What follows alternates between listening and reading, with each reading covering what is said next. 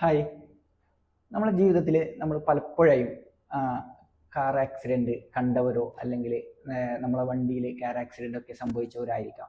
ബഹ്റൈനിൽ ഒരു car accident ഉണ്ടായാൽ നിങ്ങളാണ് അതിൻ്റെ ഡ്രൈവർ അല്ലെങ്കിൽ നിങ്ങൾ സുഹൃത്താണെന്നുണ്ടെങ്കിൽ എന്താണ് കാർ ആക്സിഡന്റ് ഉണ്ടായാൽ ഉടനെ ചെയ്യേണ്ടത് എന്നാണ് ഈ വീഡിയോയിലൂടെ പറയാൻ ഉദ്ദേശിക്കുന്നത്. നമ്മൾ കേരളത്തിൽ അല്ലെങ്കിൽ ഇന്ത്യയിലൊക്കെ കണ്ടിട്ടുണ്ട് കാർ ആക്സിഡന്റ് ഉണ്ടായാൽ ചിലവരെങ്കിലും, എല്ലാവരും അല്ല എന്നിരുന്നാൽ കൂടിയും, ചിലവർ ഫൈറ്റ് ചെയ്യുന്നത് അല്ലെങ്കിൽ ആർഗ്യൂ ചെയ്യുന്നത്, അങ്ങനെയുള്ള കാര്യങ്ങൾ.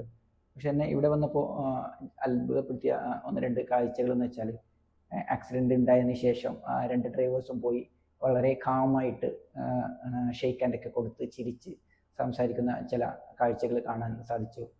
അപ്പോൾ ആക്സിഡന്റ് ഉണ്ടായാൽ ഇപ്പോൾ ചെയ്യേണ്ടതെന്ന് വെച്ചാൽ, നമ്മൾ ആരെങ്കിലും വന്ന് ഇടിച്ചാൽ അയാളുമായിട്ട് സംസാരിക്കാം.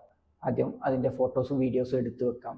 അയാൾ എഗ്രി ആകുന്നുണ്ടെങ്കിൽ അയാളെ ഡീറ്റെയിൽസ് എടുക്കാം, വണ്ടി നമ്പർ, അതുപോലെ തന്നെ അയാൾ telephone number, email I D, insurance documents ഉണ്ടെങ്കിൽ അത്, അല്ലെങ്കിൽ ഓണർഷിപ്പ് കാര്യങ്ങൾ, ഇതിൻ്റെയൊക്കെ ഫോട്ടോ എടുത്ത് വെക്കാം.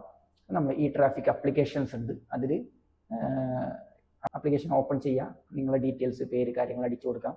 നിങ്ങളെ ഇടിച്ച ആരാണോ ആ വണ്ടിയുടെ ഡീറ്റെയിൽസ് കാര്യങ്ങൾ അടിച്ചു കൊടുക്കാം. അത് കഴിഞ്ഞ് സബ്മിറ്റ് ചെയ്താൽ നിങ്ങൾക്കൊരു കേസ് നമ്പർ കിട്ടും. അതുവഴി ഇൻഷുറൻസ് വഴി നിങ്ങളെ വണ്ടി നിങ്ങൾക്ക് റിപ്പയർ ചെയ്യാവുന്നതാണ്.